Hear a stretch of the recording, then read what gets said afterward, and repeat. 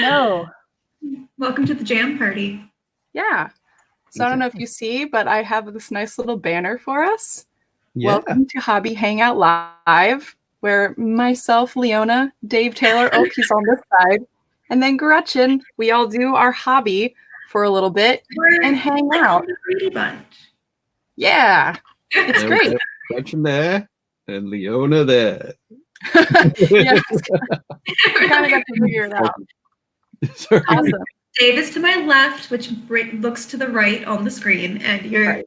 I figured and then if I change it, then this changes it entirely. So brilliant. You know, This is it's much all much better. You think it's better? Yeah. Also, Okay. Dave missed the dress code, but that's okay. We forgive him. Sorry, yeah, no red today. Next week. Memo earlier. Next week it's going to be something like green or something. You're gonna. Well, Next week, Gretchen and I will confer and make matching outfits, and then you'll really feel out of place. Yeah, let's do that. It sounds fine to me. All right. We should go with that. All right. I just wanted to say shout out to Clive Mills, who is here, to David Moffat, our friend, Byron, Roger, Walter, some people from our Facebook group, Wyatt and Keith and Kat is here. Oh my gosh, that's so great. Everyone. I'm excited. Oh yeah, you also get to see me. Yep. Wacky Wacky is here, and then Hulk Realty is from Twitch. So hi everyone. Awesome. Welcome. Hello, Twitch. Visitor from Twitch. Yeah. Yeah, I was chatting with them the other day about like minis and stuff like that. So I actually got one of their minis to see later today. Excellent. So yeah, welcome everyone to Hobby Hangout. Now I'll move that thing so we can see Gretchen's name. They don't need to know who I am. It's fine. You don't know who Gretchen is by now. Right. What can I say? I'm a mystery. Wrapped exactly. Yeah. So what are you guys working on in our Hobby Hangout hour? Gretchen? Okay, I guess I'll go first then. Well, as I was saying earlier, I have a new set of acrylics. They're just the simple artist loft acrylics because I ran out, and I am I don't buy fancy stuff. I make the cheap stuff work.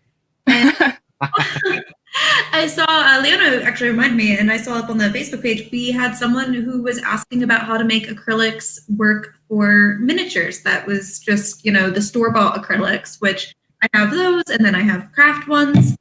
And I do not have a actual miniature, but I have, it's mini enough. I do have my own Triceratops that I'm going to try to read.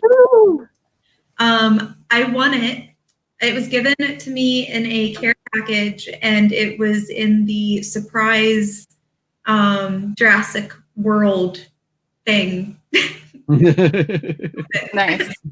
And it has an articulated face. Oh my. It can move it. It's posable. So we're gonna try it with these store-bought acrylics, the craft store acrylics, and we're gonna see how that works. We're gonna make it work. We're gonna come up with pro tips for that. Yeah. Challenge mode. Gotcha. I'm excited. Kat says, I'm frugal, not cheap. Nice. Good to see some other folks in there in the chat. So yeah. Mike and Brad. Hello. I think Brad is printing out fences. Clive says, why does I'm assuming he means me when it comes up with my name rather than Leona and Gretchen and Dave Taylor. He calls me his last name. I don't need it. It's not contractually obligated to be there. But yeah. Just lucky, I guess. It's because when it's whatever you typed in. Oh, it's whatever I typed in? Yeah. Mm-hmm. Well, I guess I just do it all the time then. There we go. You chose.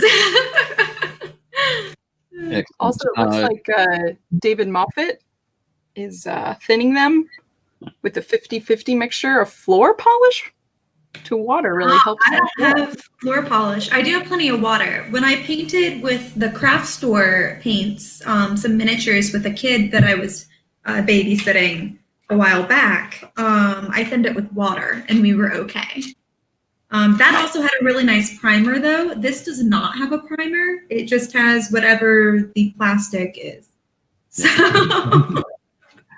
one of the things with the future floor polish acts like a medium, like an acrylic medium. Mhm. So it carries the pigment a little bit better than water. Water can make pigment sort of blast apart, whereas the medium keeps it suspended so almost evenly, so you get a better a smoother flow and a less clumping or that sort of thing. So that's why you use the floor polish, or you could just use an acrylic medium or something like that. Nice. Just from our chat, by the way, Keith is putting together some venom from Marvel Crisis Protocol. Also, I think Brad was making some fences.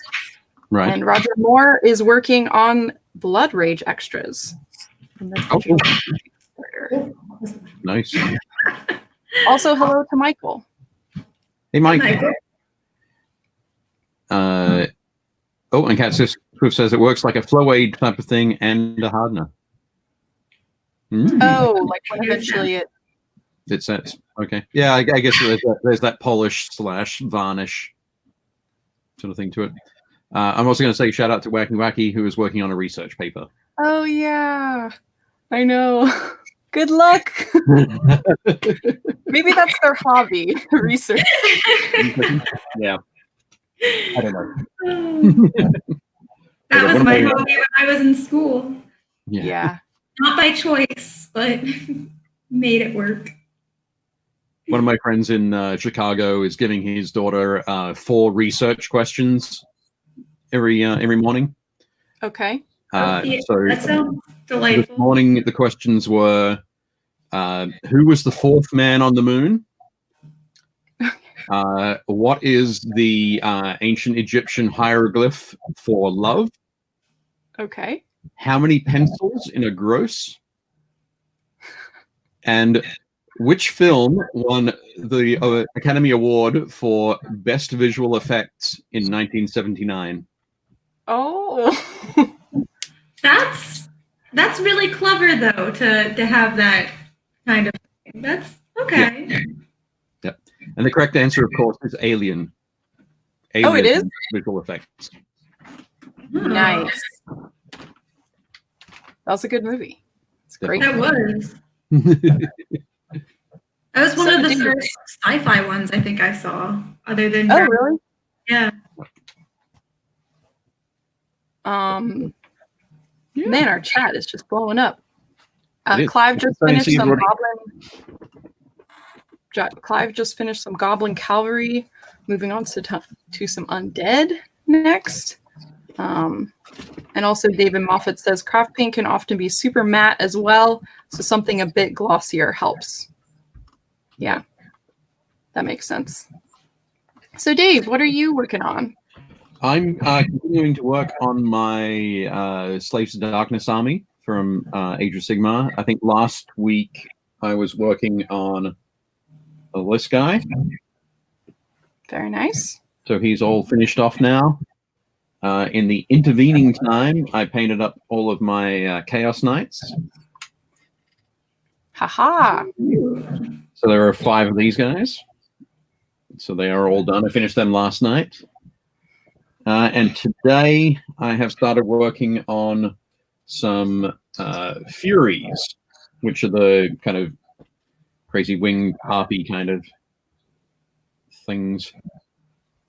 And I'll take a shot of these a little bit later and send it to the owner to put up so you can see them. But I primed them black, so all black, and then turn them around so that from the top and the back, so So I'm getting the backs of the wings and the back of the model. I hit it with some Army Painter pure red spray, just sort of dusted it, which gave me a really nice sort of gradation on the back of it. So when you're looking at these guys from the back, they're quite red. When you look at them from the front, they're just black and darkness and evil. So that's pretty cool. That's kind of the look. So on their wings, I'm going through and doing some stippling. So lots of little tiny dots of brighter and brighter reds to give them just a different texture on the wing membranes to what you usually see. Gotcha. Cool. That'll be cool.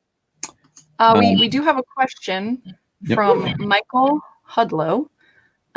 First time viewer, welcome.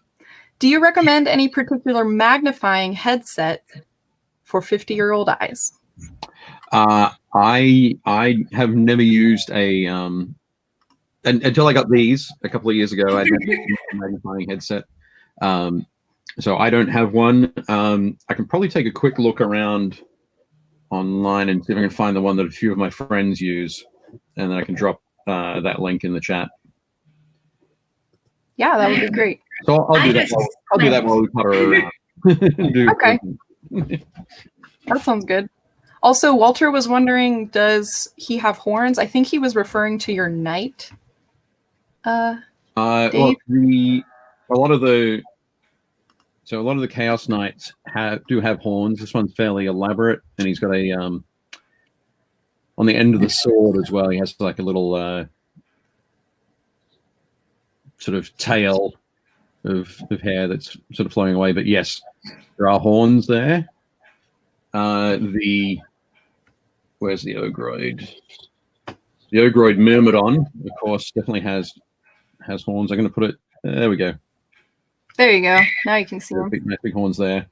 And the Furies, they do have horns. Again, I'll try and find that. Oh, there we go. Also, they're kind of tough to see in the darkness there, but they also have a like a little dagger in their hands.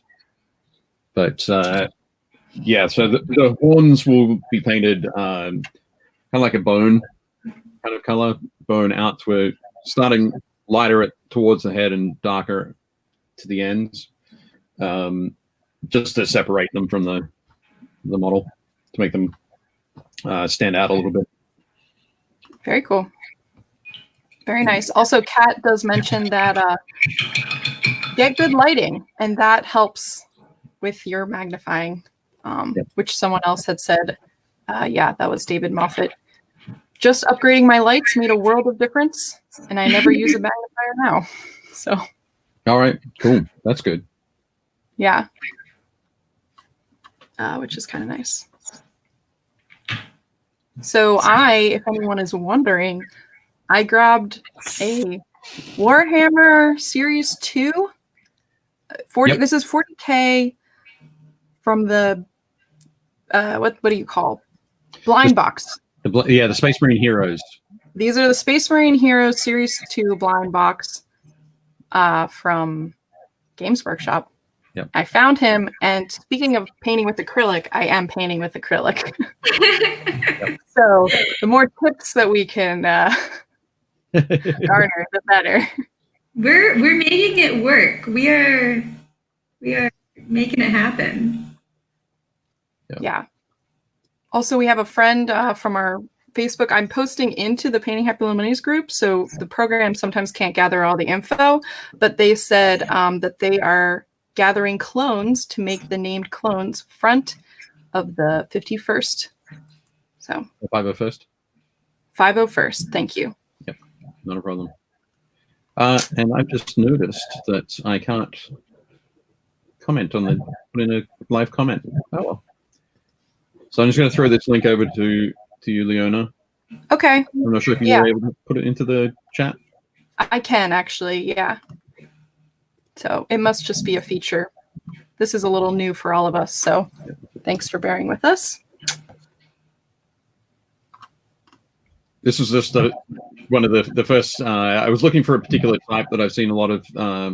Well, not a lot, but quite a few of my friends use. So this isn't one that I've used, but I know that a lot of miniature painters do use it. There no doubt are cheaper versions out there, but this one's fairly popular. Cool. And sturdy. So Gretchen, what are you starting on right now?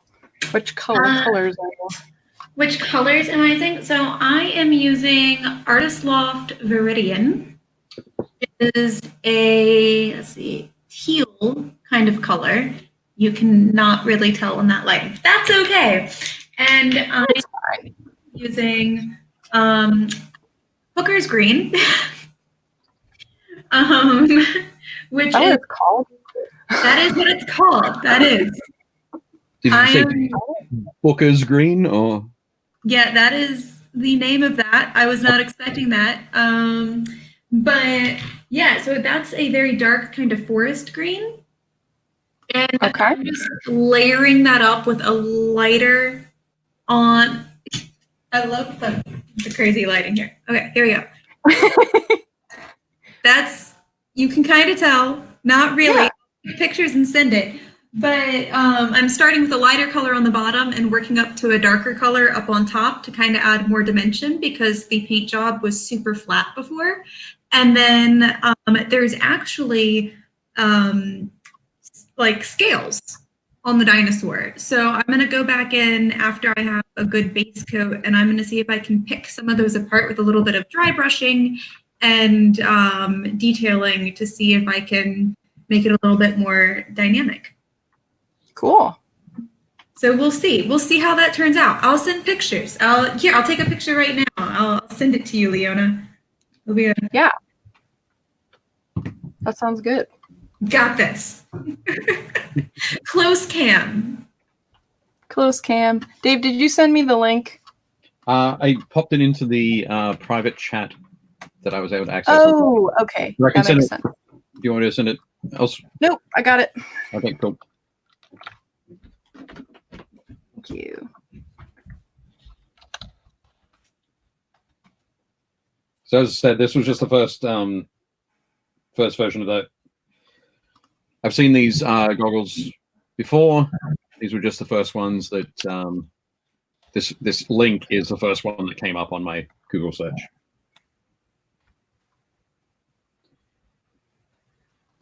Cool. And I just did I searched for magnifier goggles. So.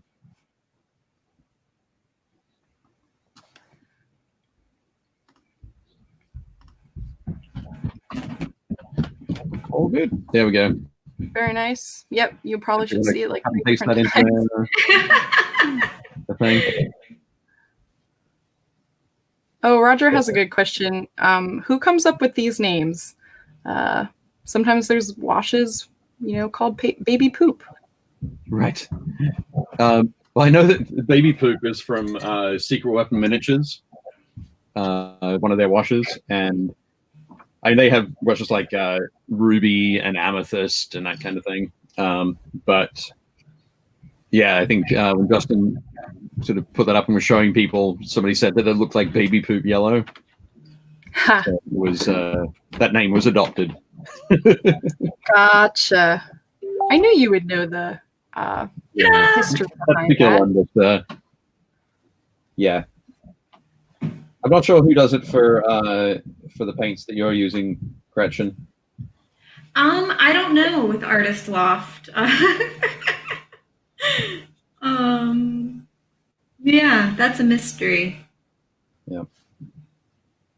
Also, Clive has a comment. I never can get pictures to show off my minis well, which is kind of another thing that we could talk about at one point. Yep. I feel like it never captures as nice. Like, you have a professional camera, so all the pictures that look nice on my Instagram of my minis are from Leona. It's good lighting. Yeah, and good lighting. But like, if I take them myself on the camera, I feel like I have to kind of alter some of the lighting to make it the colors show up more accurately. Gotcha. Yeah. Yeah, miniature photography is fairly tough at the best of times, because most cameras aren't made to sort of capture a lot of detail through a fairly deep plane. So most of the time, the focal sort of length of a camera is maybe like this. Yeah. So your miniatures, you're always going to find that like there'll be a point where it tries to focus on your miniature, and if they've got something sort of out in front, whatever's out in front will be out of focus, and whatever's like way behind the miniature will be out of focus as well. So I always think that's the toughest part about sort of photographing miniatures, is getting that focal distance right. Yeah, focal length right. Yep. And but yeah, lighting is definitely a big one. You can't get the lighting right, or enough of it, your camera is going to struggle to get all the information. Very definitely. So yeah, Mike Becker says lots of light, which I would agree with. Well, like lots in the sense that it needs to be well lit, maybe not a ton of light.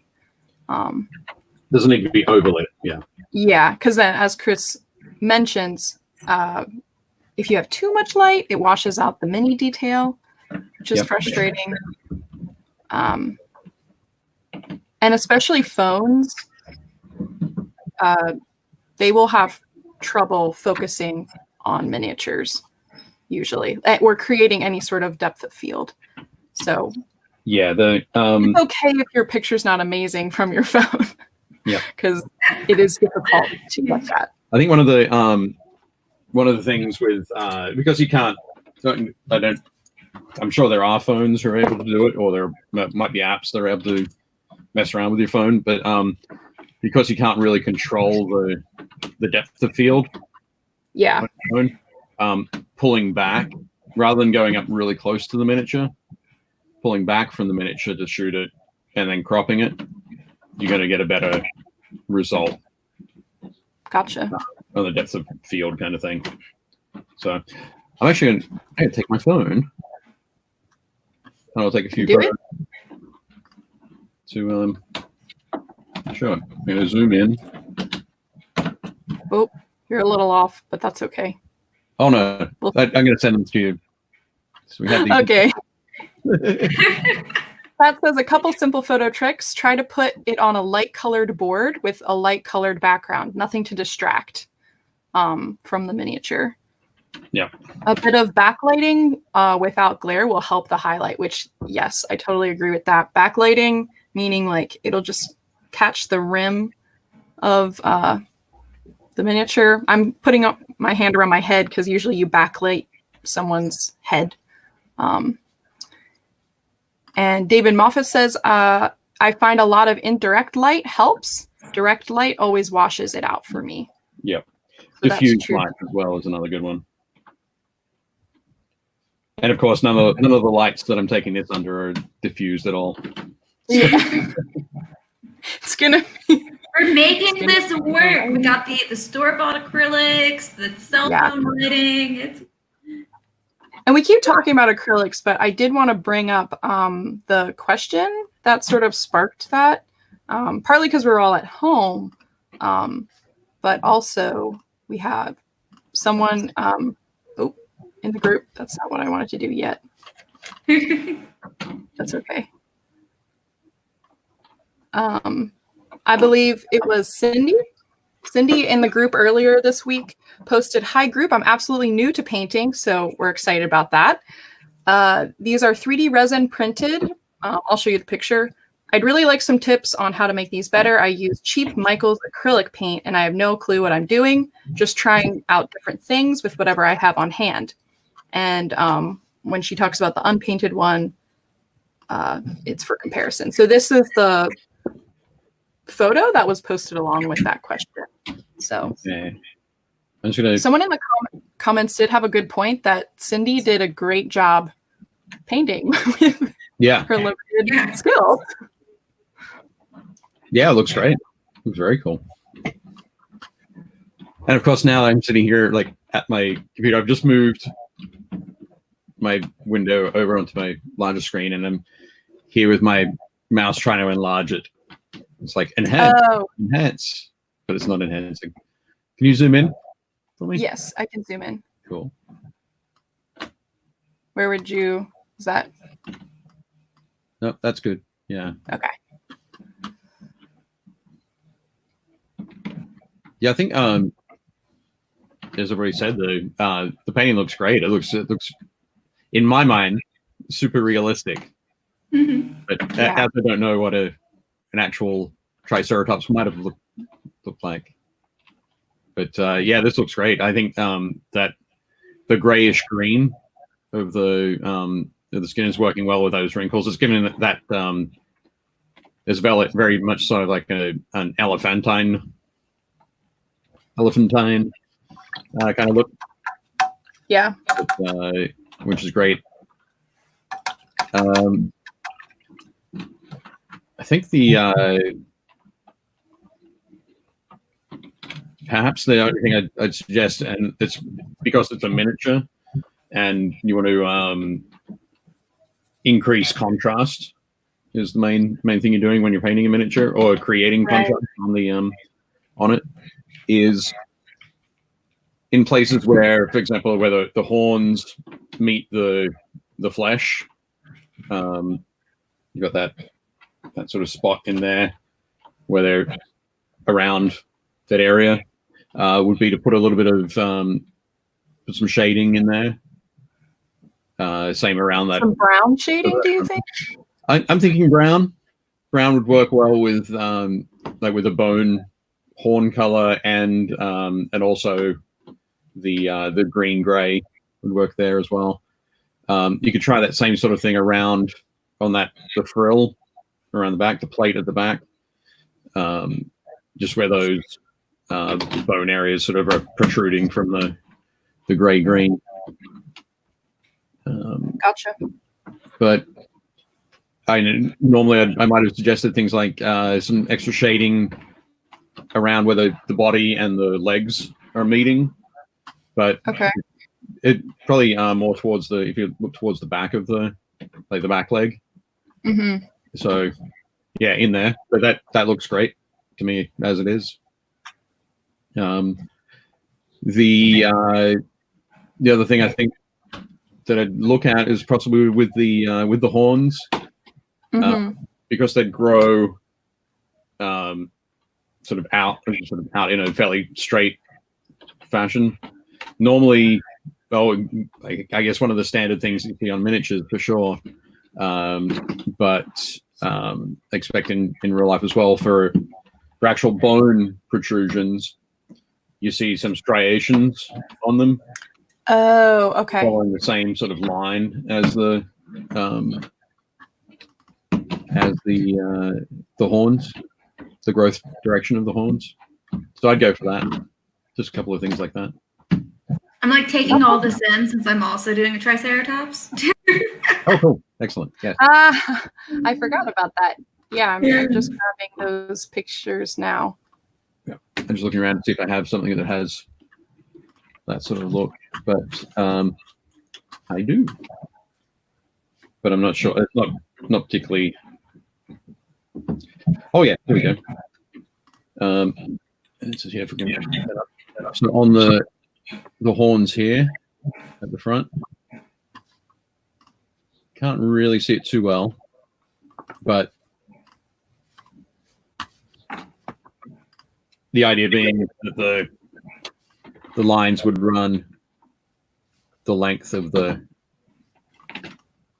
horns. So just add a few little shading lines and some highlights in that kind of direction would help those, I think. Yeah. Cool. We had a question from Twitch. Yep. I painted a bunch of minis for my games, but never gave them a protective coat. Now there's chipping on a lot of them, and I'm hesitant to repaint because I hand mixed most of the colors. What would you suggest I do? That's a good one. I think there are two. Well, there's a couple of different approaches you could take. I'm guessing that most of the chipping is on the sort of the exterior parts of the model, the raised edges, where the highlights would be. I'm going to move this back down because it's disturbing. I get to look at, and I'll move it back up, of course, when we get back to looking at minis. But let's do that human video. Nice. Sorry, folks. There we go. Woohoo! We're back. So, because they're on the edges, those chips are probably on the edges or the highlights. You can do a highlight of those. You can go back and just repaint the highlights or repaint those edges. There might be some surfaces where chipping or weathering could be expected, and you might be able to leave that, or to go through and enhance the chipping on the edges. They'd kind of be the two approaches that I'd look at. Work out if you could do either of those or a mix of the two. But that would save you having to repaint the whole model or repaint those sections. If they're for board games, perhaps continuity isn't as important as it might be for like a wargaming army. So maybe it doesn't matter if you don't have the same colors between each miniature as you go along. I'm not sure which board game you're working on. But certainly once you have gone through and repainted them or touched them up or however you're approaching it, definitely hit them with a varnish. Some folks like a paint-on varnish. There's a couple of companies that do that. We've got I've got some Vallejo paint-on varnish there. You could also run that through an airbrush, or you could use a spray varnish.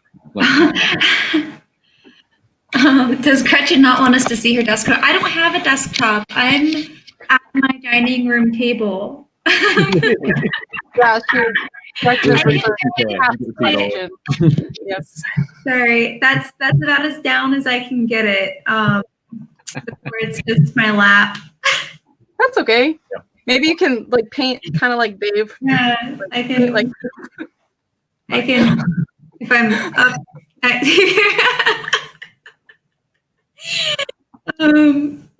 I did actually get I got your miniature, so if people want to see Cat, this kind of answers your question. This is what Gretchen is working on right now. Yeah, there you go. That's my setup.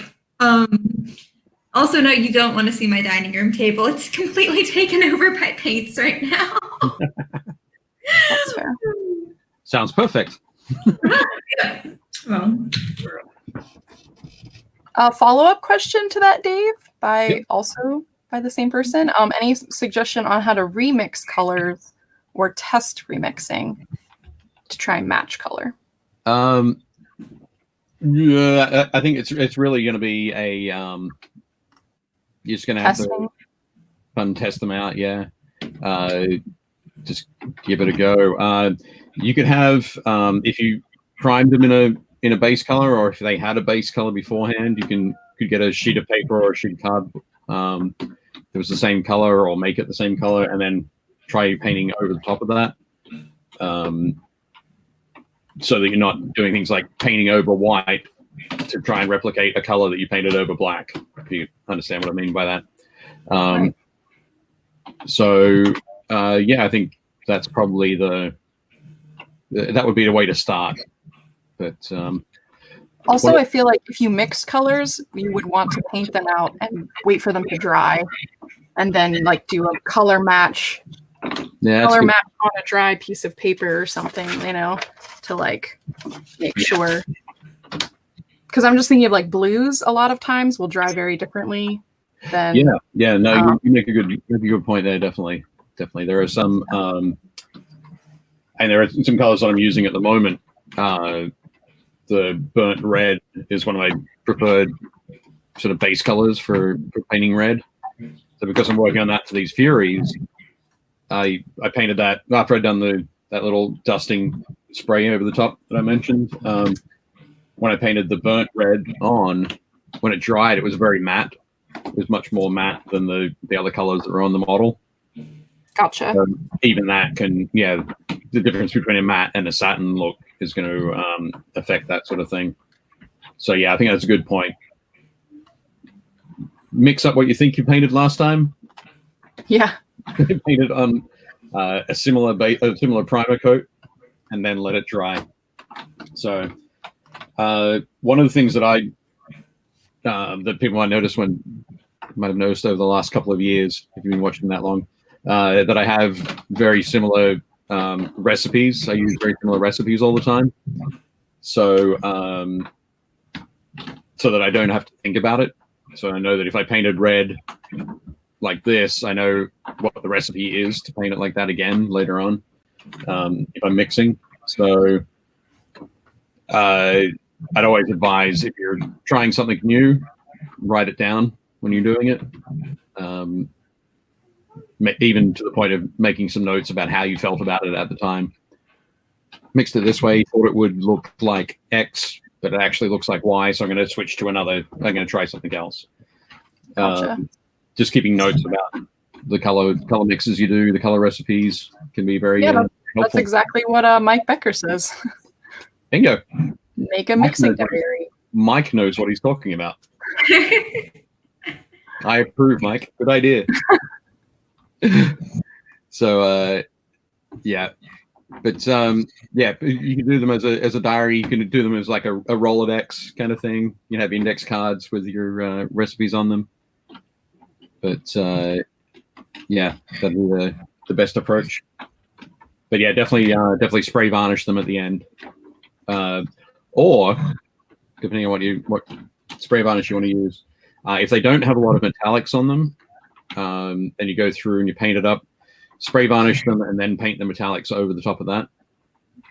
Because a matte spray varnish will dull down the look of metallics. So you could do it that way, paint the metallics after the matte spray, or I guess come back with paint on gloss varnish and paint that over the metallics again to get a bit of get back that sparkly look. Nice. Wyatt had said earlier that anytime I've done spray varnish, it leaves a snow-like effect. Maybe I'll try the airbrush route. Yeah, with spray cans, spray priming, or that sort of thing, they have a very particular range of temperatures and humidity levels that they like to work at. And if anything outside of that, you'll get some sort of aberrant effect. Spray varnishes tend to be much more fickle as well. So yeah, making sure that you I guess can keep it as close to the manufacturer's suggested thing is good. But strange enough, if you like take a can of, for example, like the Munitorium varnish, I think it's called, from Games Workshop. If you shake that up, you follow all the directions and you spray, and you still get a little bit of frosting. Let it dry fully. Come back to it, either a new can, or shake the can up a lot more, or keep an eye on, make sure it isn't too humid, and spray it again, and you'll be able to get rid of that frosting. Oh, so you can just spray, sometimes just spraying it twice. Yeah, because and what it's doing to give you that smooth coat is it's leaving basically the surface is very I want to say molecules, but it's not molecules. It's not anything that tiny. But everything is you're trying to leave a very flat surface, And that frosting look is caused by texture on the surface. Oh, okay. So the only thing you're doing is you're putting the same material over the top and it will fill in that texture and should still give you a smooth surface at the end. Gotcha. It's something that doesn't initially sound like it should work, but I think science-wise, it does what it's trying to do, which is provide that smooth surface. Yay, science! Science. Yep, and as Dave says there, yeah, oh, sorry, Wyatt says, I live in Utah where the weather is bipolar. It's hard to know what the weather will be. We live in Maryland, where it is extremely humid for 51 weeks of the year. Yes. There's one perfect week in September. Really? Is there? Yeah, for outdoor priming miniatures outdoor, and for hitting them with spray varnish. There's one perfect week, and you'll know that that's like it's right at the end of summer when the humidity breaks. We get like a week before it then turns cold. I know which week you're talking about because that's like my favorite week of the year. Yeah, exactly. What week? What September week? 10, like sometimes 10 to like 20, usually 10th to the 20th between those, or a little after, a little before, depending. Exactly. But yeah, as I said there, Dave said the frost can also happen when the spray contacts water droplets in the air from high humidity, which is our constant problem here. But yeah, as I say there, Wyatt, give it a go. Try it with pick one miniature out. Try it with that first. Let it go, and if that works, go on to the others. Make it happen. And David Buffett says he does prefer airbrush varnish, but you have to go pretty light with the matte. As Byron says, football weather, pretty much. Yeah, football season, okay weather, I guess. Starting football season, the first couple of weeks. But the yeah, one thing, and I really prefer the satin, like a satin varnish, because typically like most miniature paints are have more of a satin sheen to them than a completely matte. I know that there are a lot of paints like I think some of the Scale 75 paints do have an incredibly matte finish, but it really comes down to your personal preference after that. Just gonna check today. Okay, cool. I did send those through. Okay, yes, sorry. That's cool. They're there now. I wasn't sure if they'd shown up. Yeah, for a little bit they weren't there, so I'm not exactly sure. I don't know how does it show. Can you see? I'm adding orange. Sorry. Here we go. Oh yeah, we can see that. A little bit. Orange. Some orange stripies.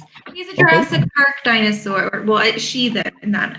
I guess I should say, but she's a Jurassic Park dinosaur, and they typically have some contrasting colors going on with the toys. Right.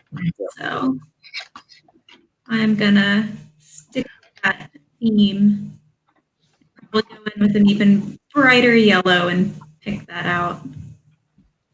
Okay, Dave, did you want to look at the mini that you had taken a picture of? Let me check those out. Let's take another shot. So I mentioned like shooting up close with undifused light. So this is where right here where on the edge of the screen there where my camera's showing, just behind that is my primary light. And probably maybe 4 inches back behind that is where this photo was taken. Okay. And this is with the camera, my camera probably about 6 inches away from the model. But you can see that it looks like that membrane on the wings is very orange. sort of an orange bone kind of color, but they're not at all. And that's a lot of the yellowish light from my overhead light here being caught on there and just not showing, not getting a good representation of the colors. So the second photo that I sent through. Okay, let me use. Give me a moment. That's cool. Because it wasn't. It was Gretchen's, and then it was yours. So. Not me. Okay, so this one, the model was in exactly the same spot, but I just held the camera back here, so it's about 18 inches away from the mini, and I zoomed it in, so you get a much better kind of look at what the colors are actually like. And awesome. Because they're probably looking a little bit brighter than they are, because they're getting that very dark background. But yeah, now you can see the actual color of the wings. Yeah. It's not blown out.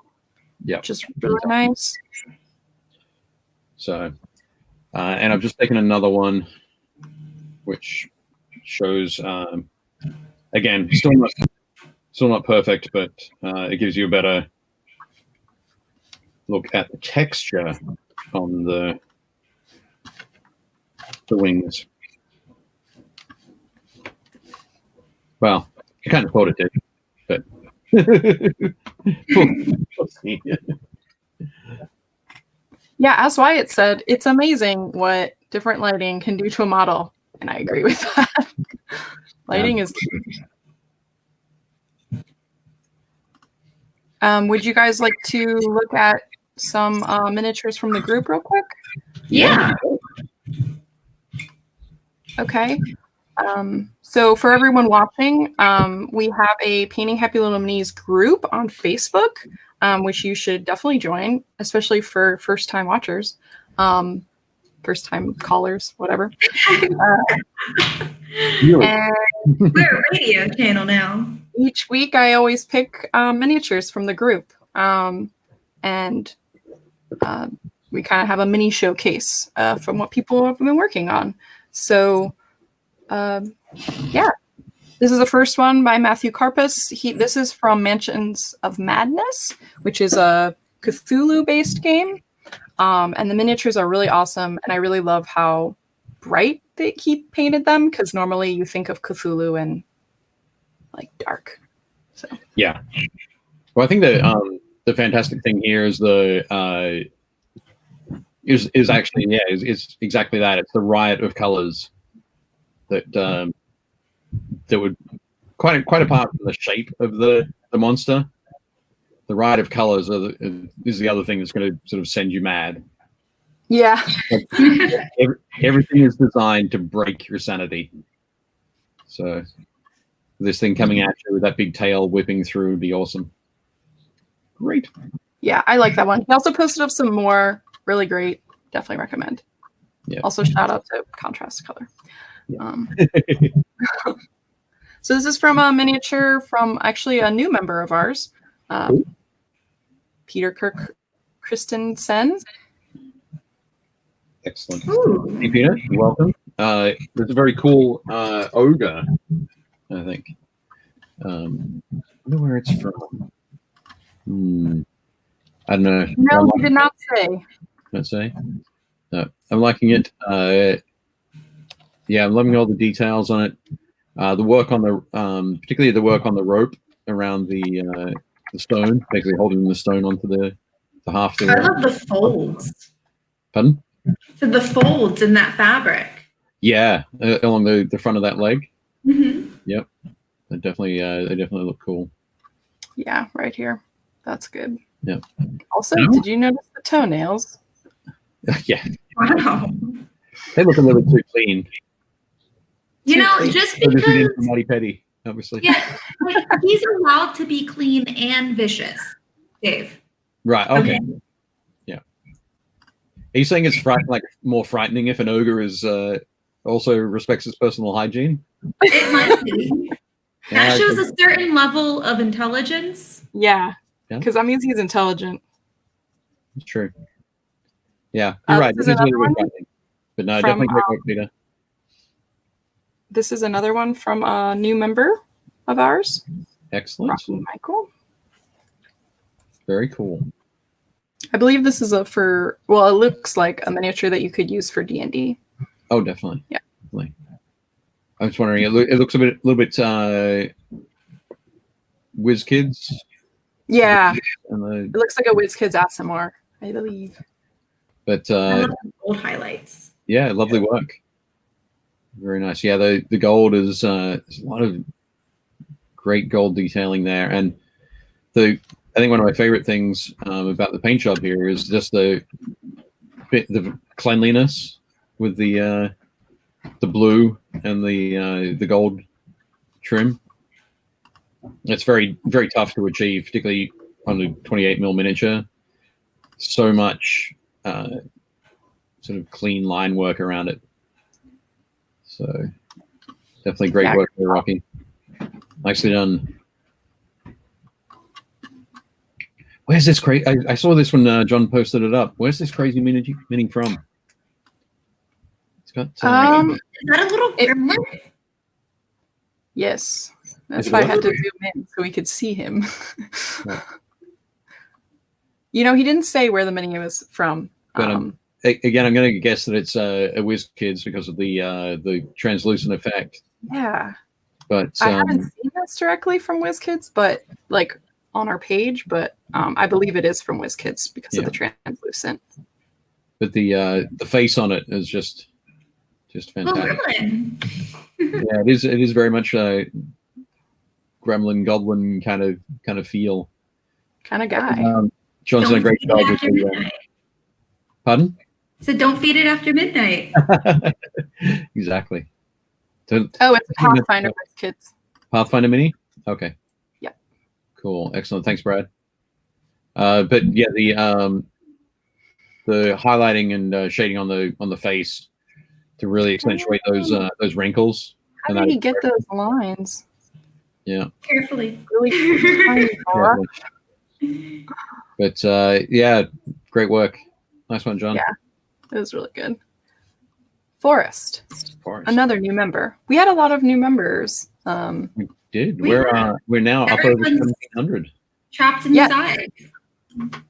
Yeah. What else are they going to do other than follow us and paint minis? Really cool. So Forrest this is a work in progress. Yep. This is a Deathwatch Space Marine from Warhammer 40,000. My screen up so I can actually see a little bit better. The Deathwatch are chosen from all the different Space Marine chapters to sort of everybody gets a chance to go and work on the Deathwatch. But when they're in the Deathwatch, they get their left arm. The armor of their left arm is painted silver, and they're given a specific shoulder pad for the Deathwatch. Oh, cool. But yeah, so the black, the rest of their armor is painted black, except for their regular chapter badge is kept on their right shoulder here. But yeah, so lots of black, lots of silvers, golds, reds. Yeah, I really like this gold. But yeah, what's going on here? the gold's looking great. I think you sort of ran your cursor over before so like the tablet there. Yeah. It's looking fantastic. I'm loving the depth in that red. Great work. Nice one, Forrest. Yay. Oh, Lee. I think Lee posted up another batch of these guys last night. Oh, really? Yeah, but these are, I think these are chain rasps. I could be wrong. From Age of Sigmar. Yeah. No, they're definitely from the Nighthorn army from Age of Sigmar, but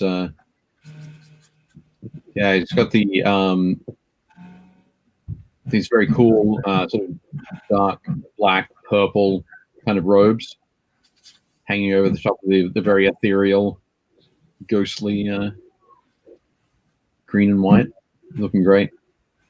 I always love a good night haunt. Good Nighthorn. Yep.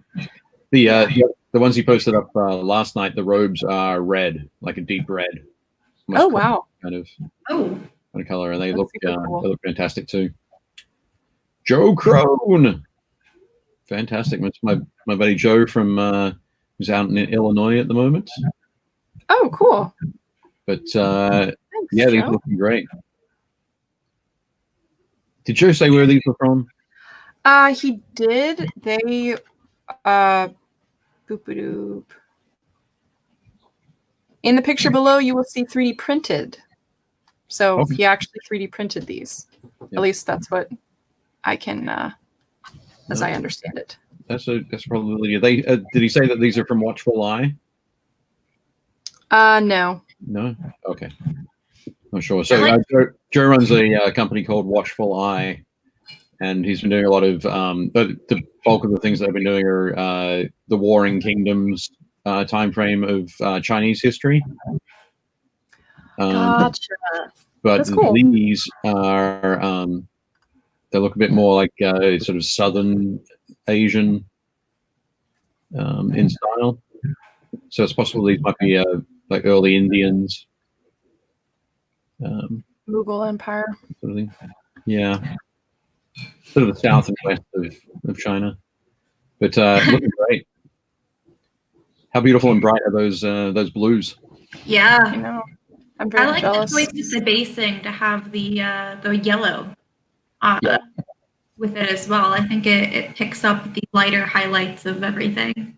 Yeah. Yeah, it's fun that that's another color, although not used on the mini. Yeah. Yeah. No, it is well done there.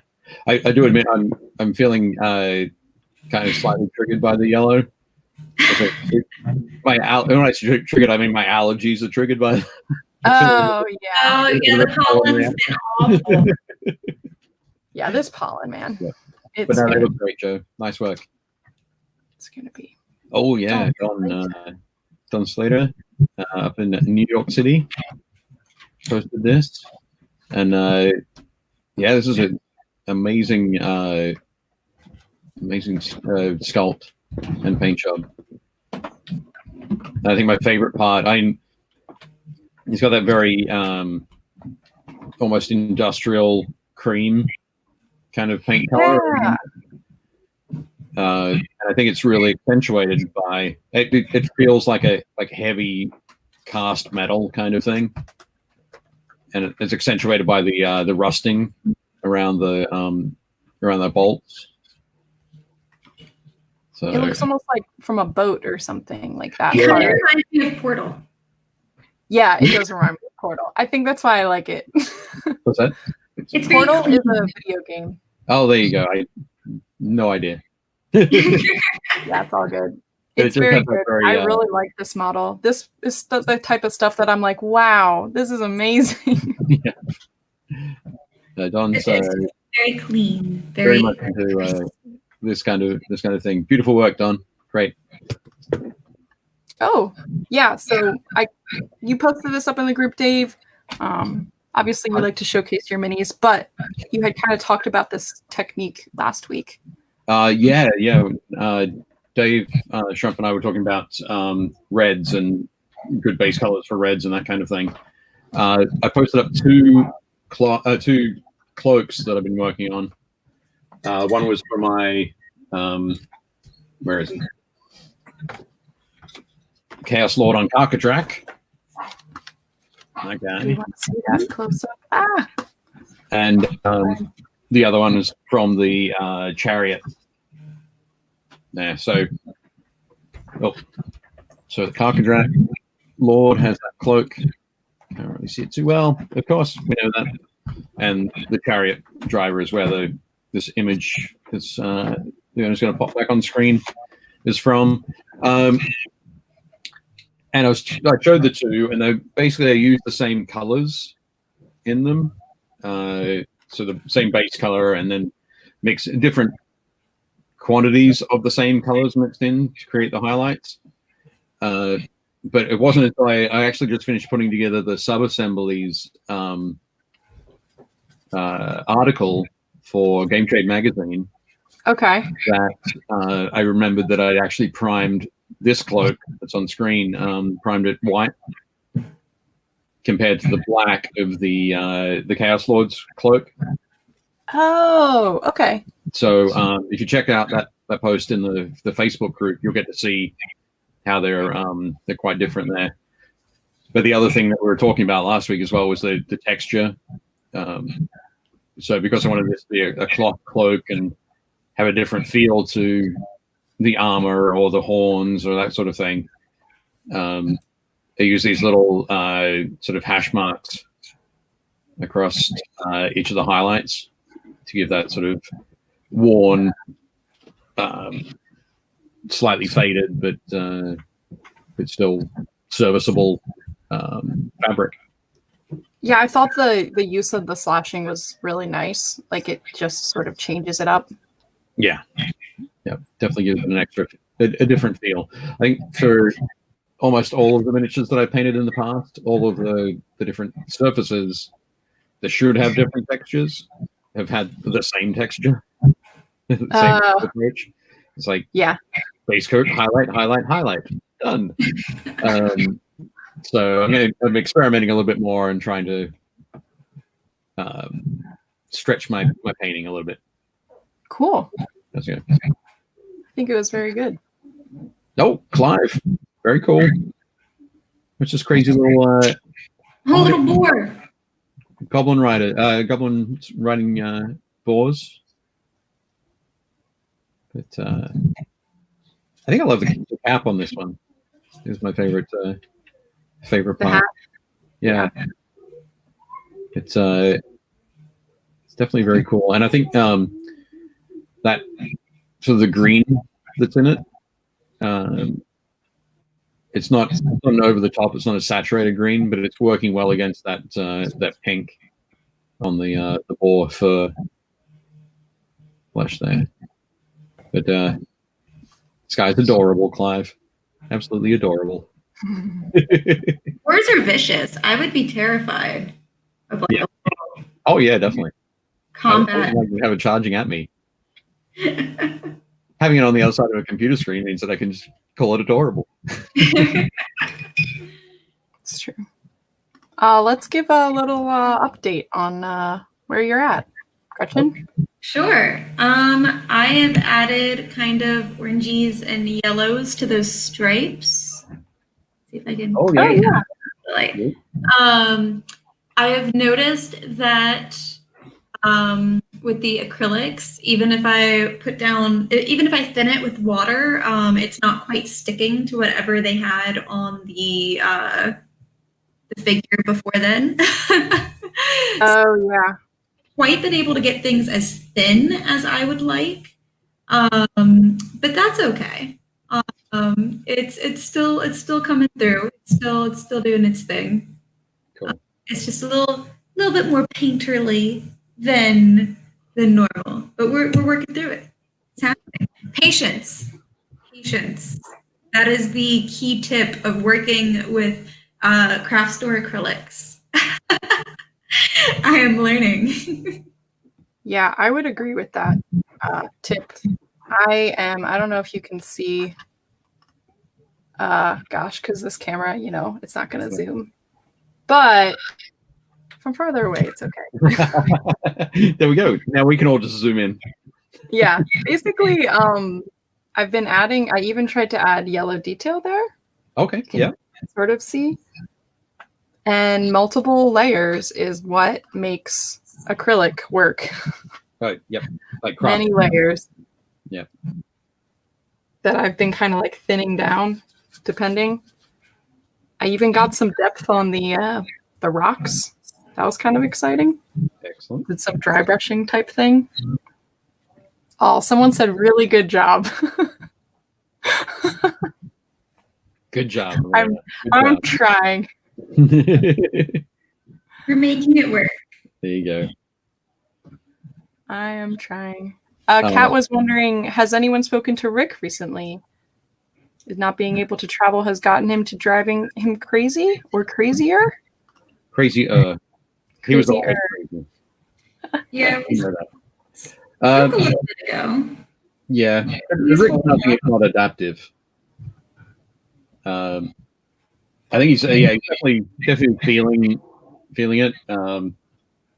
It's like, yeah, to leave your job and plan to travel the country for 12 months, and then 2 months into it, find that you are not allowed to travel the country. It's definitely kind of tough, but he's got a lot of projects that he's working on. So he's definitely keeping himself busy. He has, man, the guy is full of ideas, but one that I'm excited to see. I'm not sure sort of how quickly it's going to come to reality, but he's working on a comic strip. Oh, very cool. Writing a comic strip. It's a bunch of sort of in the real world, they're anthropomorphic characters. So a bunch of animals that are going to high school and they each have their own personalities and approaches, and they have their own trials and tribulations, and they all play D&D together.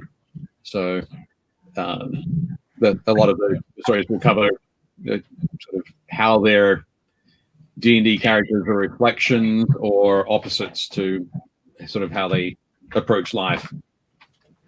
That's cool. Or the situations they find themselves in, which are pretty neat. So, and my buddy Tim Toolin has done the concept art for that. Oh, awesome. So definitely neat. But yeah, so as I say, it's keeping yourself busy. Very nice.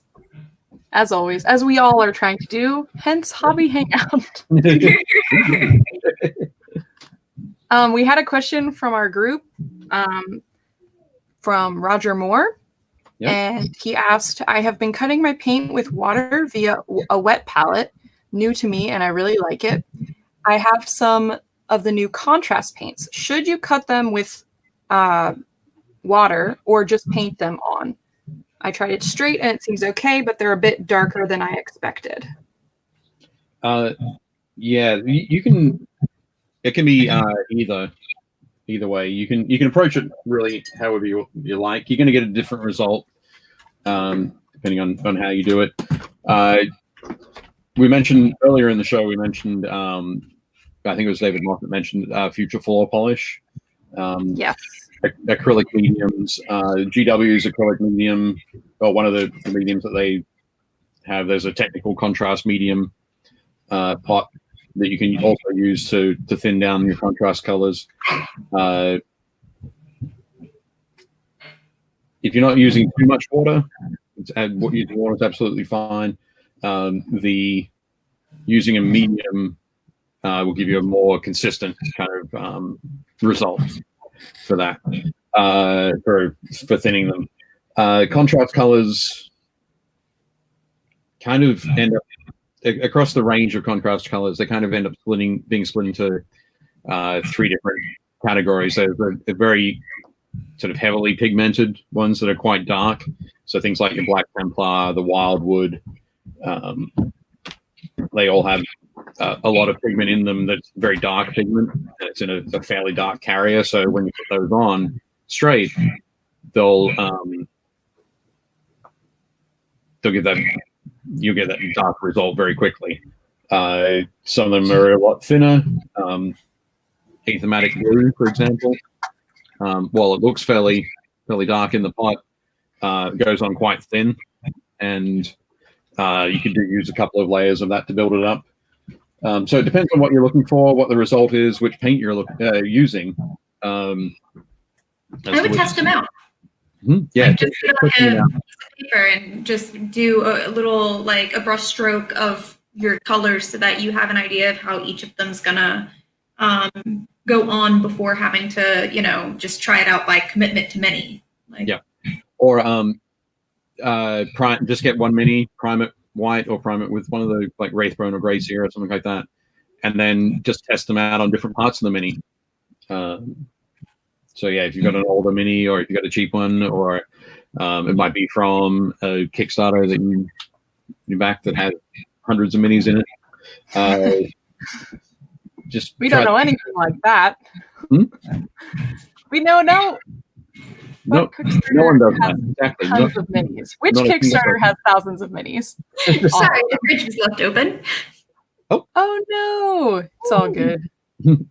Yeah, so yeah, just mess around with it. The important thing with the contrast paints, because they have so much pigment in them, and typically a colored medium that is carrying it, you really need to paint the entire section that you're painting with that color. So don't sort of paint half of it, leave it, let it dry, and then come back to it, because then it'll end up with like a ridge line where those two areas sort of come together. Or if you have any overlapping, you've got the doubling up of that color on it. So yeah, kind of like coloring with marker. Yeah, on a piece of paper. Usually you don't like to, change. Also, I feel like contrast paint, do you need to use a wet palette with them? Or can you, it's a lot, is it easier to just kind of blot them up, not on a wet palette? You can use it on either. Okay. Yeah, just either a regular palette or like a tile or something like that. I guess I was thinking contrast has a lot of water in it already, so it's not going to necessarily dry as fast. Yeah, it's definitely not going to dry as fast. So, but I mean, the wet palette it's fine for doing that. Okay, cool. Yeah. Cool. So should be all good. But yeah, that's also Roger says thank you, Dave and Gretchen. Normally that's what he does, so he's going to have to tidy up a bit, but we'll be flexible. Yeah. Also, David Moffat says, if you're using Ultramarines blue, give up all hope of contrast effect. We're talking about the Ultramarines blue contrast paint. Yeah, I believe so. Yeah, it's very bright. Pardon? Isn't it very bright? No, Talisar blue is a very bright, that's the super bright, vibrant blue. The Ultramarines blue is it's quite dark and has a bit of gray in it, but it's the least. For my mind, I'm gonna say the words. They might not sound like they make sense, but they do to me. The least coherent of it, or cohesive, I guess, of the contrast paints. Okay. It's the one that I've found gives the blotchiest results. Interesting. So whether that just happens to be the Ultramarines blue pot that I've got, I'm not sure, but sounds like David might have the same problem. What's that? It sounds like David might have the same problem as quite yours. Possibly, yeah. Pot. But I think we're about 9 months into using the contrast paints, 9 or 10 months, and I definitely have a set of like 8 of them that I use all the time, without a doubt. Yeah. Guilliman Flesh, Skeleton Horde, Wildwood. Wildwood is fantastic. Cygor Brown. For this Chaos Army, I've been using the Athematic Blue a little bit. That's what I used on my Mindstealer Sphinx. Oh, nice. With a nice sort of pale blue. But yeah, they're definitely good. Very cool. I also have another question from Roger Moore. Is it okay? Can we answer that? Yeah. I've been using Zenithal primer technique. Is the idea to add the paint on much thinner to make the shading easier? I have finished a couple minis and did not really see the advantage of this. There are 2 things you can do. One is to use So what is the zenithal primer technique, I guess? Yeah. Good point. Good point. That's the first thing to define. It's when you prime a miniature, prime the entirety of a miniature in black or dark gray or something like that. And then once that's completely dry, from an overhead angle, either directly down or from an angle out, anywhere out to like 45-degree angle from around the side, you hit it with a lighter gray or a white prime. Okay. So what that does is that it means that the paint won't hit the sort of underside, the recesses of the model. So immediately you can see shadows in there. You can see the highlights and shadows. The reason it's called zenithal is like the zenith is like when the sun is completely overhead in the sky. Oh, right. So it's named after that. But yeah, so you could put washes directly over that, which will so if you were to put a brown wash, for example, your highlights would still show up and the shadows would still show up in there. So you can use it to help speed up painting that way. But the main reason that a lot of miniature painters use it is not necessarily for them to then apply paint in a fashion where the shadows and highlights are already included, but more so that they have a fairly clear idea of where they should be painting the shadows. Gotcha.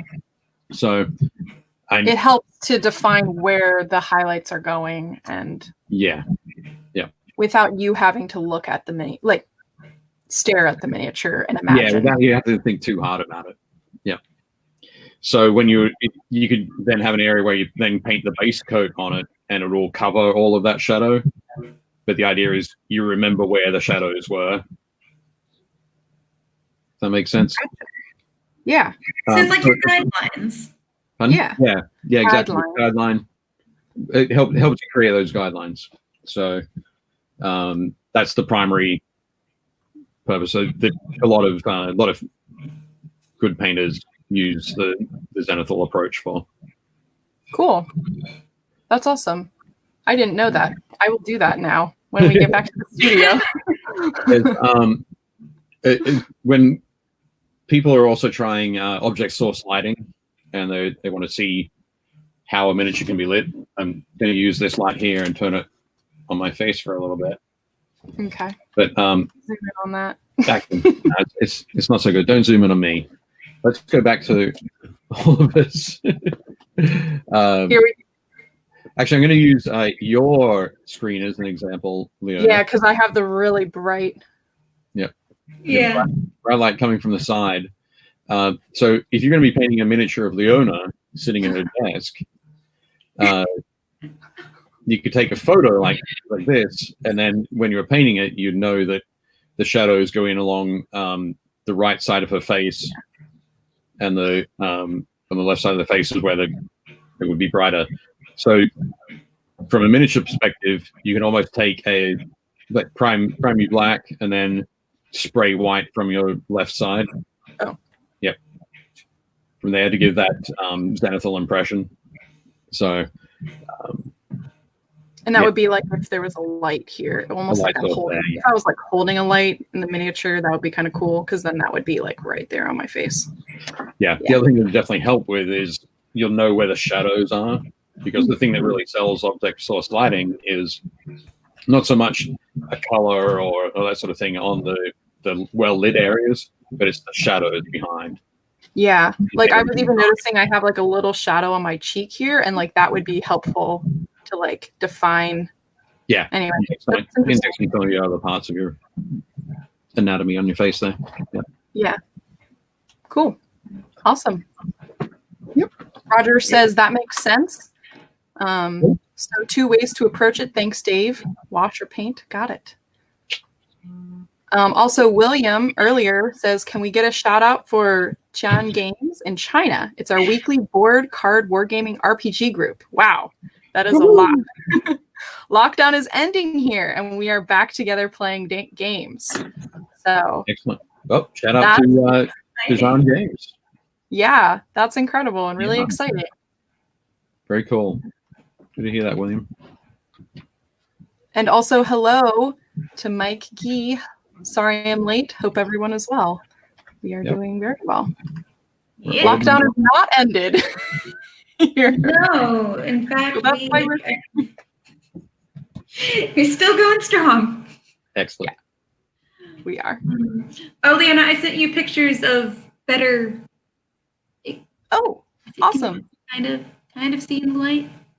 You Oh, yeah. can tell I'm doing things. Things are being done. Here, let me. I feel like this paint is just slightly too thick, but it doesn't stick whenever I add water. Right. Yeah. Yeah, that's okay. I Here we suspect go. that the Little burb. the original dino has a little bit of has some greasy issues as well. Probably. I'm trying to get like some of that bright colors that you would like stripy speckling colors that you would see on the old school Jurassic Park toys. Yeah, I like that. And it's kind of working. It's kind of working. Like I said, the paint's not cooperating perfectly well, but hey. We're testing, we're finding, we're understanding. We're learning more about how to use acrylics. Those Vallejo paints seem very nice. We're really missing Vallejo right now. Vallejo, send us all. I have learned that I've been very spoiled. Yes. Also, hello to Jason James, who's joining us. And also, Brad says he likes the Triceratops, so, you know, there's time. Also, Kat has a question for you, Gretchen. Did you wash your mini first? Nope. Oh, wow. I just grabbed it. It was right before we started. I didn't realize. It was. Yeah, I didn't realize what our questions were going to be today. Like I had forgotten. And I was thinking about it, and then I realized I had been gifted this little dino, and I was like, oh, hey, I can actually like coordinate with our questions today and learn me a thing. So I grabbed it. The alternative dinosaur that I had on hand, Leanna's already laughing because she knows, was this guy. And this was the other dinosaur I could have painted. Should Gretchen paint this dino next week? If so, so what? If so, type. What kind of dinosaur is it? Is it a derposaur? Yes. I think it's supposed to be a Tyrannosaurus by its little hands, but it has. I mean, the tag on it looks very different. Yes. Yeah. That should be your inspiration. That's my info. This is what the dinosaur puts up on its profile. It's yes. Right. Its dating profile. This is what actually shows up. He's cute. Just I bet that tag is his LinkedIn profile. I'm a strong go-getter. I am self-motivated. I'm not happy at all. But yeah, that was my other option. Barney's little cousin.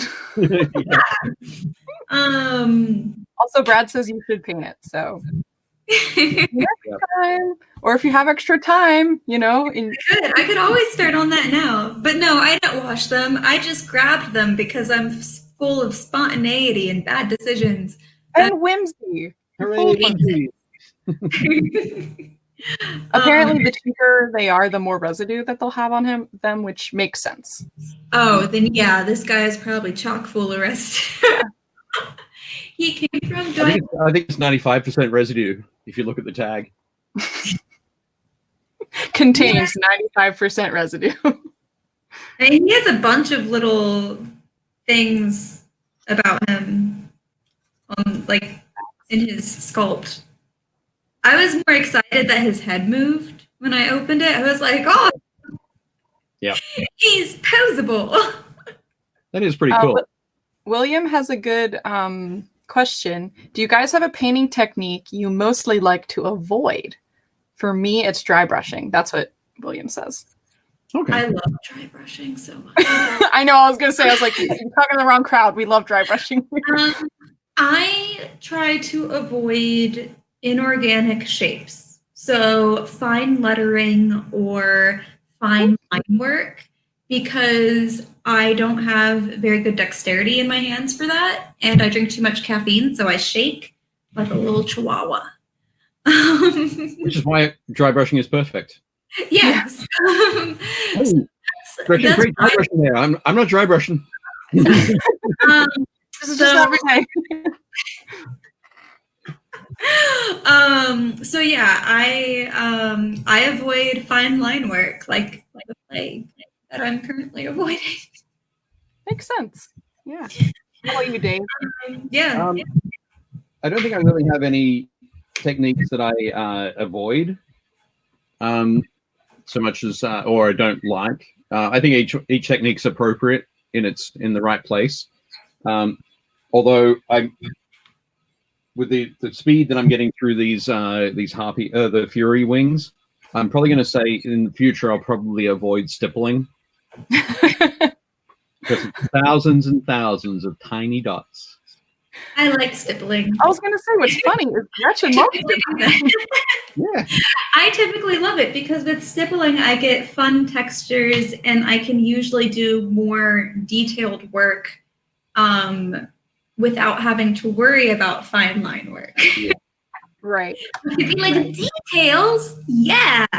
Well, and it's interesting because I think it's what you like about watercolor, and then you're able to incorporate that into kind of like, mixing and just sort of flowing. And I enjoy things that look painterly. Right. When I find like I can look at something and I can see the technique in making it look smooth or realistic or something like that, and that's something that I enjoy seeing. But when I see a piece of work and I see the painterly kind of textures in something, for some reason I just really love that. So yeah. That's fair. Don't get me wrong. Sorry. I was going to say, don't get me wrong. I like the result of stippling. It's the doing. Oh, I love it. It's monotonous. Yeah, I just let my brain go away. I'm just, oh yeah, all I need is one brain cell. The doing of the stippling. The doing of the For stippling. me, sometimes it's the doing of the. I think my least favorite part.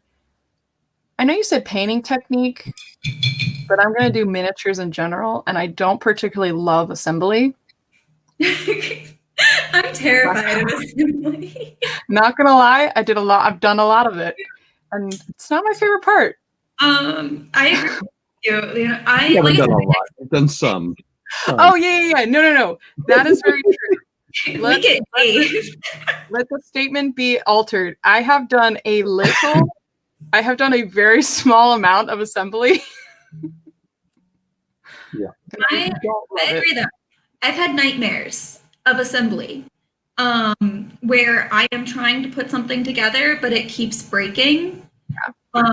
Because I have, like I said, I don't have very good dexterity in my hands. And so whenever it's really tiny, I am just fumbling and I break things. And I just break them. Don't give them to me to put together unless you want them in smaller pieces.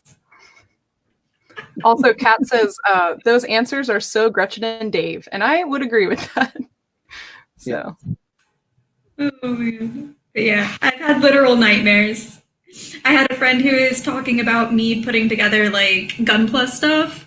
And then the next night I had a nightmare where I kept breaking the Gunpla as I was trying to put it together. And my friend was just there disappointed in the corner like, Gretchen, together. Oh no. You're gonna need And I was like, no. All right, we have one last question from William. But we like questions, so it's all good. Last question. Do you guys have an IP you'd love to see a game, board game, war game, card game based on that hasn't been done yet? For me, it's G.I. Joe word game.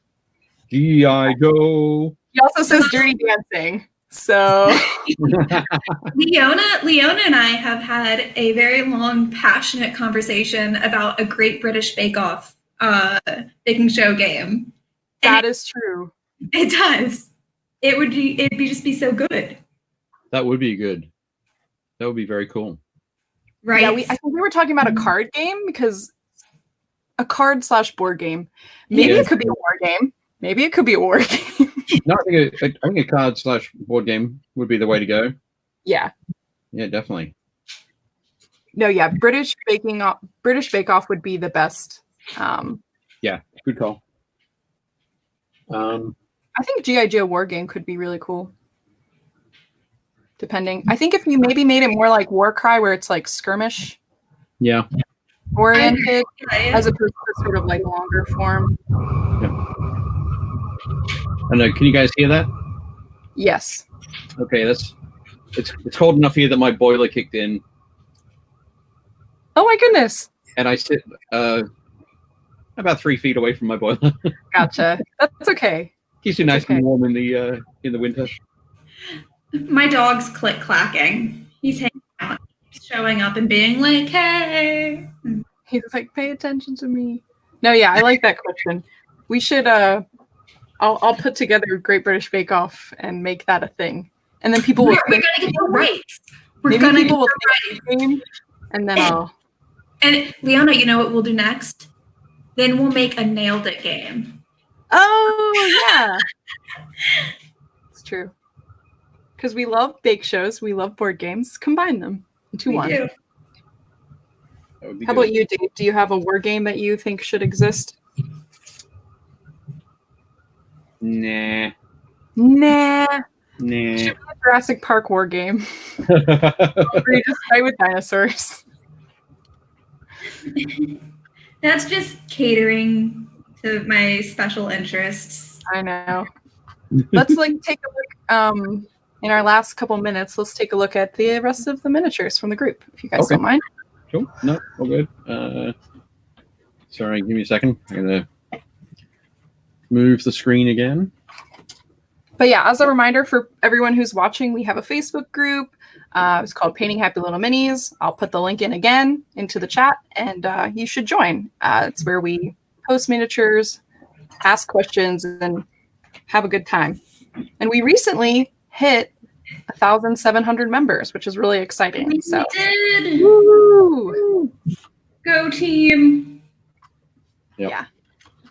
Okay, I'm just gonna my cover on my wet palette while I'm looking through these. Okay, there we go. And ready. No. Okay. What do we got? So, hordes and hordes of Chaos Marauders there from Dwight Crow. There have got to be 40 or more. That's a lot of Marauders there, Dwight. That is so many. So many Marauders. They're great. Yep, lots of big muscly guys with axes and hammers and swords and picks and shields. They look great. Nice work. It's a lot of models. Speaking of lots of assembly. All right. Yes. Yes. This Poison Ivy. I really like it. Yeah. This is, I'm pretty sure this is Poison Ivy from Night Models. I could be wrong, but I believe you're right. yeah. But no, very nice. Very nice. The green and the like the orange hair, the auburn hair, the red head kind of look is working really well. Yeah. But I think the face is what's really standing out to me, which is cool. So it's always really tough, I think, putting trying to paint eyebrows on model. Oh yeah. It's very rare that it works, and I think here Elizabeth made it work.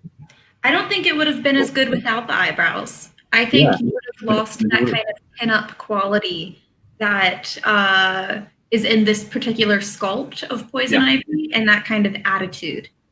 And I think it's nice that the model actually has a big forehead, because now there's room. There's like room for okay, yeah, that's cool. For the eyebrows, as opposed to like if the hairline was a little bit lower, I think it would. Right. Yeah, I think that's a fair call. But no, nice work, Elizabeth. Good one.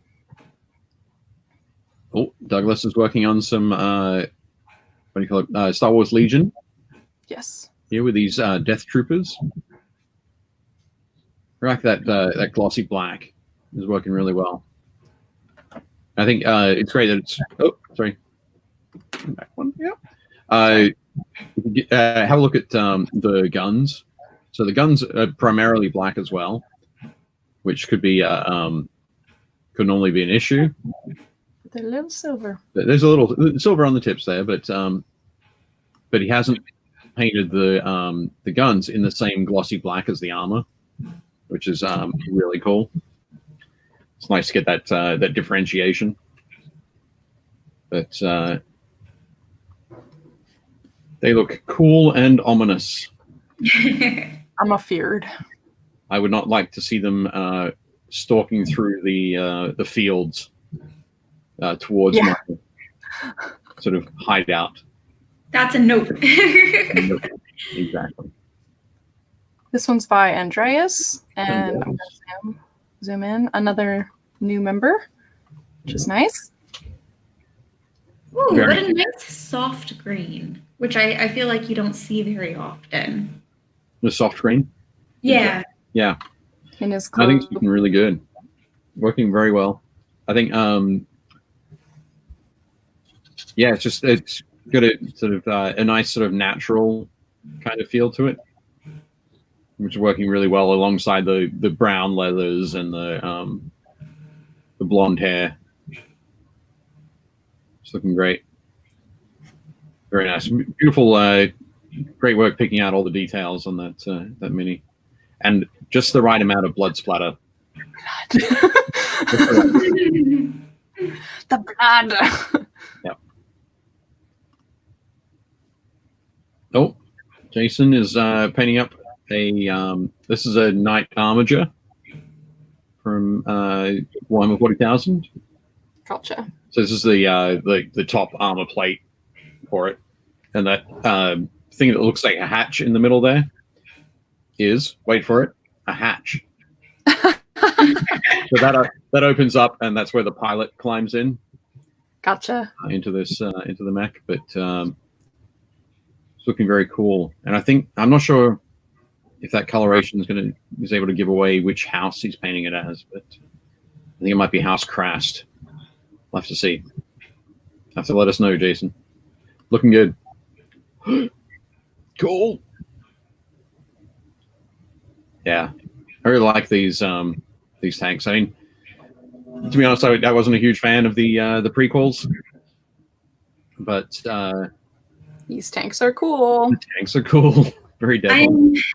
I enjoy how the desert color scheme kind of all flows together with this, with the sandy kind of off-white, very like, it looks dirty, but not swamp dirty. It looks dirty in the desert way.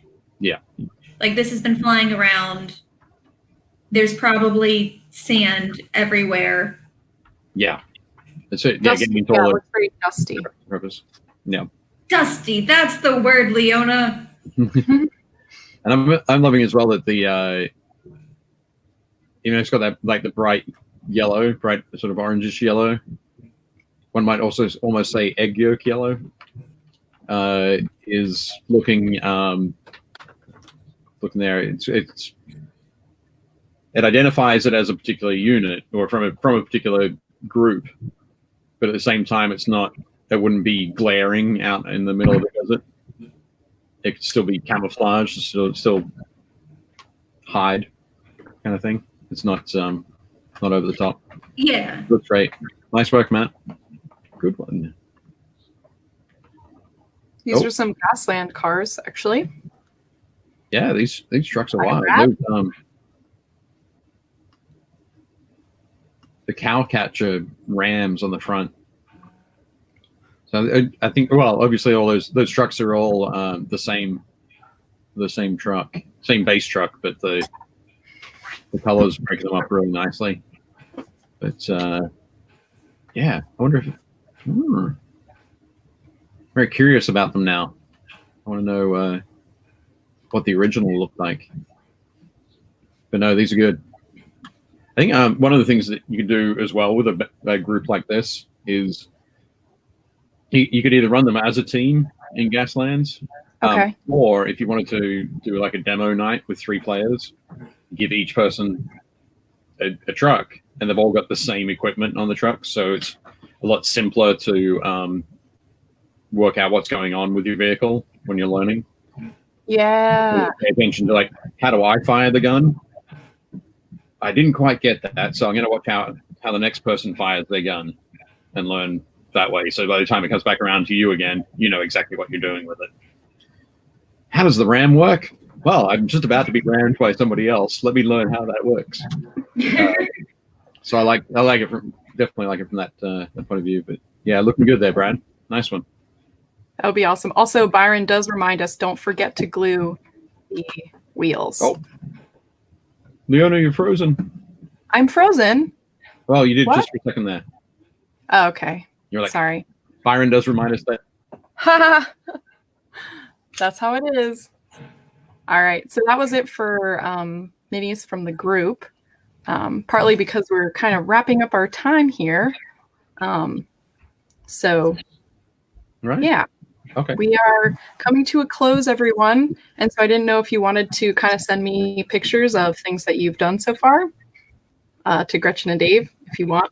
Sure. I can send a pic. I think I sent you a pic of my dog because he was just being weird. Oh, yes, I did see that. Yeah. I didn't know if you wanted to send me that. Sorry. Dave, was there something you wanted to say? I think I sent you that. I sent you a photo with some of the stippling on it. Yes, sorry, let me. I'm probably going to be better off taking some, like finishing the stippling on all of them and getting them all done, and then taking a photo and sticking it up on the group. Because, yeah, I didn't get much done today. I was spending too much time talking. That's okay. That's how we're hanging out. The wing, Sally, yeah, this is an example of it, of things being a little bit washed out, but yeah, starting to build up that stippling in the middle. Here. So I'm going to be working on those. Ooh. Yeah, working on those and getting a better photo rather than just too close to my lamp here. But that's where you're doing the stippling, right? Right in here. Yeah. But one of the things that I'm getting as well that you can see a little bit on the wing on the right there is variations in, because the different paints are giving me a different finish. It's like some of them are very matte, some of them are quite satin, some are a little bit glossy. Once I go through and hit them all with a spray varnish at the end, it'll knock that all out and tie them all back together. Yeah. Right. I have sent you pictures of this guy with his newfound stripes. And I'm excited to see more of your stippling, Dave. What's that? I said I'm excited to see more of your stippling. Yeah. And as you said, lighting will be everything when you get it. And then last is Gretchen, it's almost like it's full of lava. The lava is cracking out at the side of the. Yeah, I don't know. I might even go back in with some pale blue maybe and kind of do some glowy looking bioluminescent things. That's what it reminds me of. Right. It reminds me of like you would come across this dinosaur maybe in a cave. Okay. Ready. They just keep glowing. But yeah, it's definitely. I wish that I could get the paint a little bit thinner because then you could see the texture would be better. Fair. Yep. But in real life and not in camera life, it actually looks a little bit better. So not completely. Yep. He looks better than he did. He looks more fun than he did. Yeah, I would agree with that. Looks cool. I particularly like the way that you've got those green dots. Mm-hmm. It is very much a pattern on skin. It's not a it isn't that crack that I made a joke about, but having those green dots inside the coloration, Mm-hmm. it just makes it a lot more natural. And those little dots of the orange outside of like the main area as well. That looks great. He's attempting flashing his colors. Very nice. All good. Well, thank you to everyone who joined and joined our hobby hangout. Thank you to Dave and Gretchen. Trying to Not a problem. Well, not a problem, Leona. Yeah, exactly. Oh, Gretchen. Thanks to everyone who is watching. Feel free to go on over to our Facebook group, Painting Happy Little Minis, and post your miniatures. I'll be posting more of the stuff that we looked at there for like a mini showcase as well, so you can kind of click through and see them again, just because I think it's fun to have a place on the group to kind of see them. So next week we will be here and painting away, painting different hobbies. Dave or Gretchen, was there anything you wanted to say before we head out? No, thanks for joining us. I think Previews World is going to be hosting a game night on Tuesdays and Thursdays, starting next week. So more things to do while you're stuck inside. And you can go to the Previews Facebook page, I'm sure. Yep, Previews World YouTube page or previewsworld.com. That's all about comic books, and they spend time just playing a game show that actually you can interact with as well. So that's kind of fun. Yep, excellent. That'll be cool. So that's next Tuesday and next Thursday at 4 p.m. Yes. 4 p.m. Right. And then we'll be here next Thursday at 2 p.m.